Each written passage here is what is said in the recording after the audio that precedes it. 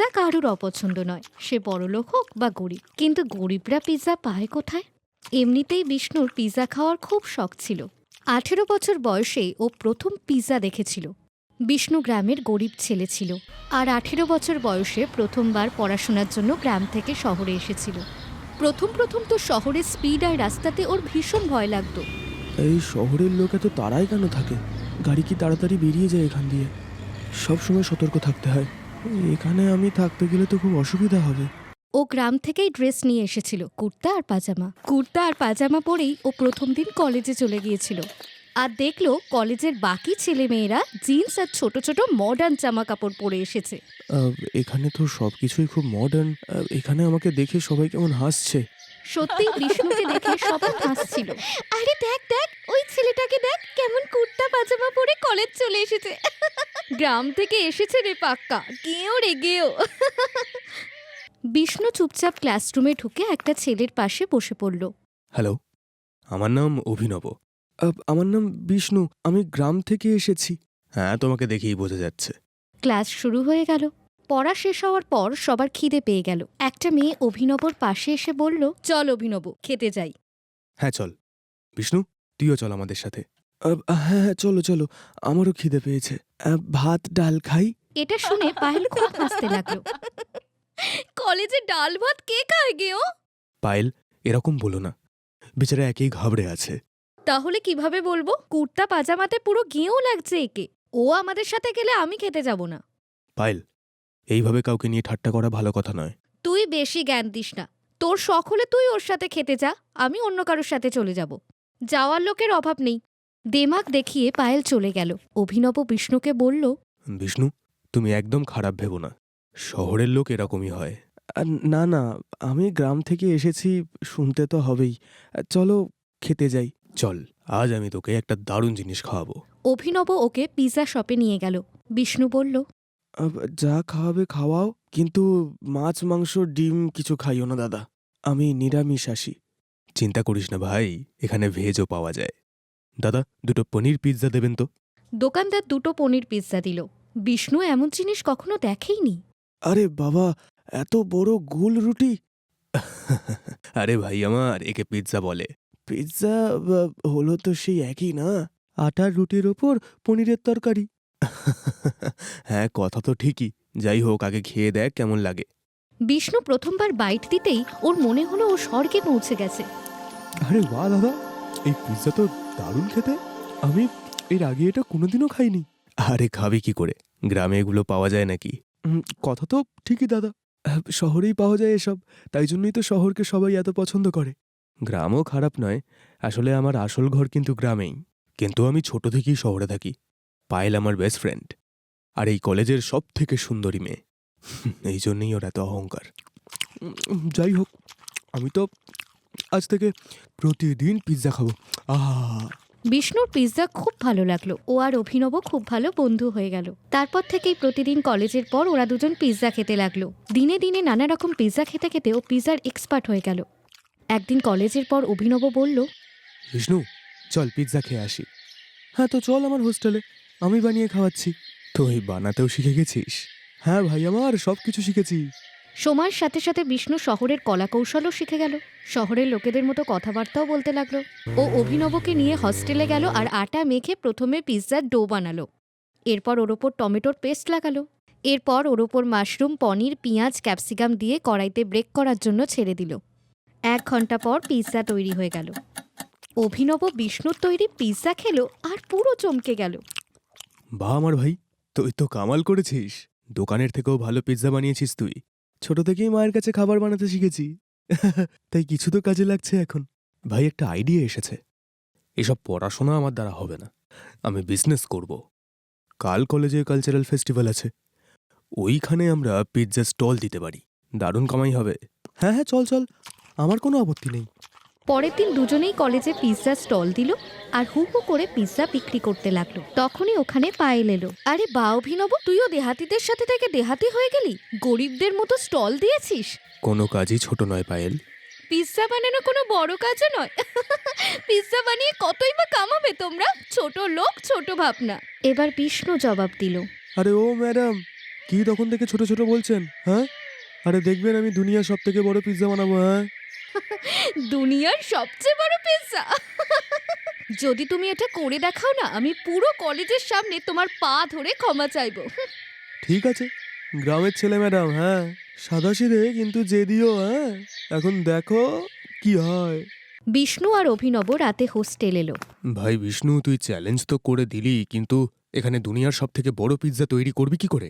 এখানে নয়, আরে এখানে লোকের মন খুব ছোট ভাই।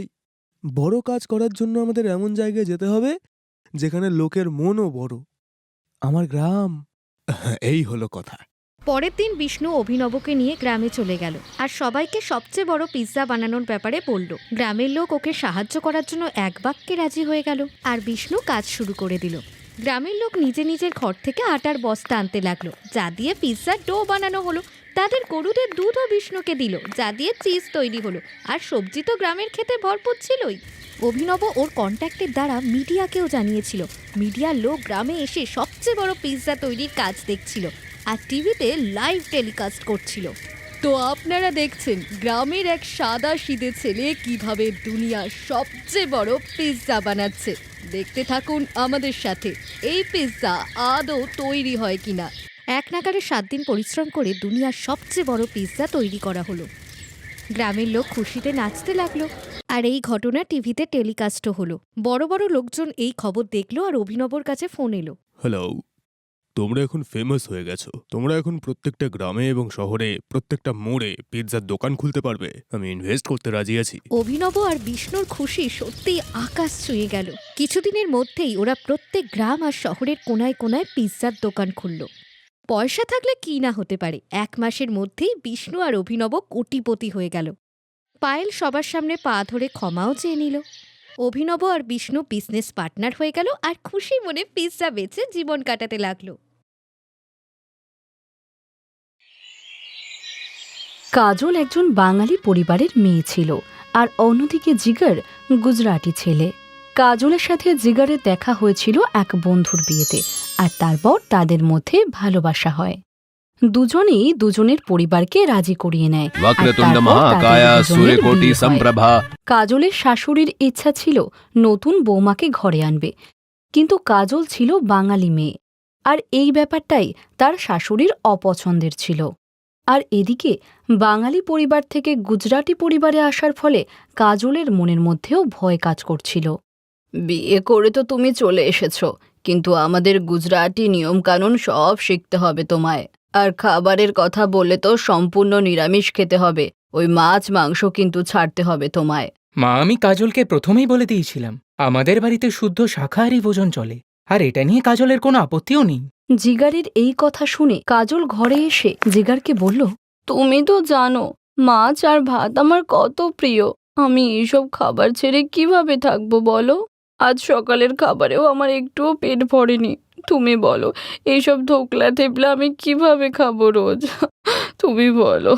কাজল, তুমি খুব ভালো করেই জানো আমাদের এই বিয়েটা দুজনের সম্মতিতেই হয়েছে, তাই এই বিয়েটা টিকিয়ে রাখতে গেলে আমাদের তো নিজেদের মধ্যে কিছু আন্ডারস্ট্যান্ডিং করে নিতেই হবে। আচ্ছা, আমি এখন অফিসে বেরোলাম। মিহির অফিসে চলে যায়। এইভাবেই কিছুদিন কাটতে থাকে। একদিন কাজলের শাশুড়ি আলপনা কাজলকে বলল, বৌমা, মকর সংক্রান্তির অনুষ্ঠান আসছে, ঘরে কিন্তু আত্মীয়রা আসবে। এইবারে সব অনুষ্ঠানের দায়িত্ব কিন্তু তোমাকেই নিতে হবে। খিচুড়ি প্রসাদও তুমি বানাবে। এখন আমি এইসব কিভাবে বানাবো? আমি তো প্রসাদের খিচুড়ি কখনো বানাইনি। হ্যাঁ, মাকে একটা ফোন করি। আরে মা, তুই চিন্তা কেন করছিস? আমার বান্ধবী সেজালও তো গুজরাটি, আমি ওকে জিজ্ঞাসা করেই তোকে সব বলছি। এক কাজ কর, আমি তোকে ওর ফোন নাম্বার দিচ্ছি, তুই কথা বলে নে মা। ঠিক আছে মা, আমাকে ওনার নাম্বার দাও, আমি কথা বলে নিচ্ছি। এই ব্যাপারে কাজল তার মায়ের বান্ধবী সেজালের সাথে কথা বলল, কিন্তু কাজটা করতে তো কাজলকেই হবে। বৌমা, সব আত্মীয়রা আসছে, তোমার খিচুড়ি আর কতক্ষণ লাগবে বানাতে? হ্যাঁ মা, এক্ষুনি করছি। তাড়াতাড়ি করো, তোমার কাছে আর আধ ঘন্টা সময় আছে। এই আধ ঘন্টার মধ্যে খিচুড়ি যেন তৈরি হয়ে যায়। আলপনা রান্নাঘর থেকে বেরিয়ে আসে। আলপনা দিদি, কাজল বৌমাকে দেখতে পাচ্ছি না। হ্যাঁ ওই তো, ও আপনাদের জন্য খিচুড়ি প্রসাদ বানাচ্ছে। আলপনা দিদি, তোমার বৌমাকে তো বাঙালি থেকে গুজরাটি করেই দিয়েছো। আর কি করব, নিজেদের গুজরাটি নিয়ম তো শেখাতেই হবে। আপনারা একটু বসুন, আমি আসছি। ওই তো বৌমা এসে গেছে। মা, এই যো খিচুড়ি প্রসাদ। মা, খিচুড়ি তো দারুণ বানিয়েছো বৌমা। হ্যাঁ ঠিক বলেছ, প্রসাদ তো দারুণ হয়েছে, একদম গুজরাটি স্টাইলে। ইউটিউবে তবে ঠিকই দেখিয়েছিল, হিং আর জিরে দিয়ে রান্না করলে দারুণ টেস্ট হয়। সব আত্মীয়রা খুশি মনে বাড়ি ফেরে, কিন্তু আলপনার মনে শান্তি ছিল না। আমি জানি আজকে তুমি ওই তোমার মায়ের বান্ধবীকে জিজ্ঞাসা করে আর ইউটিউব দেখে যেমন তেমন করে প্রসাদ বানিয়েছ, তাই এত খুশি হওয়ার কিছু নেই। আরও রীতিরিবাজ আছে, সেগুলোও ভালো করে শিখতে হবে তোমায়। ওই একটা খিচুড়ি প্রসাদ বানিয়ে তুমি গুজরাটি হয়ে যাওনি। আলপনার এই কথা শুনে কাজল মনে কষ্ট পায় আর ঘরে চলে আসে, আর তখন জিগারও চলে আসে। আরে তুমি মার কথা ভেবে কষ্ট পেও না, ওনার স্বভাবই এরকম। আচ্ছা একটা কাজ করো, তুমি এখন আমার সাথে বাজারে চলো, আমি তোমাকে তোমার ফেভারিট বাঙালি রেস্টুরেন্ট থেকে তোমার পছন্দের বাঙালি খাবার খাওয়াবো। না না, বাজারের থেকে কিনে কেন খাবো? তুমি আমার হাতে তৈরি খিচুড়ি প্রসাদ খাবে না? আরে আমি তো ভুলেই গিয়েছিলাম, আজকে তো তুমি খিচুড়ি বানিয়েছো। আচ্ছা আমার জন্য গরম গরম খিচুড়ি নিয়ে এসো, আর ওপর থেকে একটু গরম ঘিও ছড়িয়ে দিও। আলপনা আর কাজলের সম্পর্কটা এভাবেই চলছিল। আলপনা এখনও তার বৌমাকে মন থেকে মেনে নিতে পারেনি। একদিন দুপুরবেলা কাজল উঠোনে বসে আচার পাঁপড় শুকাচ্ছিল, আর তখনই তার প্রতিবেশী মনোরমা খুব চিন্তায় পড়ে সেখানে এসে বলে, আরে আলপনা দিদি, আমি তোমাকে বলেছিলাম না আমার মেয়ে প্রজ্ঞা যাকে ভালোবাসে, আরে ওদের অফিসেরই ওই ছেলেটা, ওদের বাড়িতেই তো প্রজ্ঞার বিয়ের কথা হচ্ছিল। ওরাই আজকে সন্ধেবেলা সবাই আসছে, খুব চিন্তা হচ্ছে গো। এটা তো খুব ভালো কথা মনোরমা দিদি, তুমি এত চিন্তা করছো কেন? ভয় পাওয়ার কারণ তো এটাই দিদি, আমরা গুজরাটি আর ছেলেরা বাঙালি। তো ছেলে তো ফোন করে বলল ওর দাদু ঠাকুমাকেও নিয়ে আসবে, আর ওরা তো বাঙালি খাবার খায়। আর ছেলে তো ওদের বাড়ির লোকেদের যা যা পছন্দ সে কথাও বলে দিয়েছে। আমি কিছু বুঝতে পারছি না দিদি, বাঙালি খাবার আমি কিভাবে বানাবো? আর প্রজ্ঞাকেও বাঙালি মতোই সাজতে বলেছে। কাকিমা, আমি কি তোমার কোনো সাহায্য করতে পারি? দেখছো না মনোরমা দিদি চিন্তায় আছে, তুমি আবার কি সাহায্য করবে? হ্যাঁ আরে হ্যাঁ আলপনা দিদি, তোমার বৌমাই তো বাঙালি। কাজল বৌমা, তুমি বাঙালিদের মতো করে সবকিছু গুছিয়ে দিতে পারবে তো? কোনো অসুবিধা হবে না তো মা? কাকিমা, তুমি প্রজ্ঞার আশীর্বাদের দায়িত্ব আমার উপর ছেড়ে দাও, আমি সব দেখে নেব।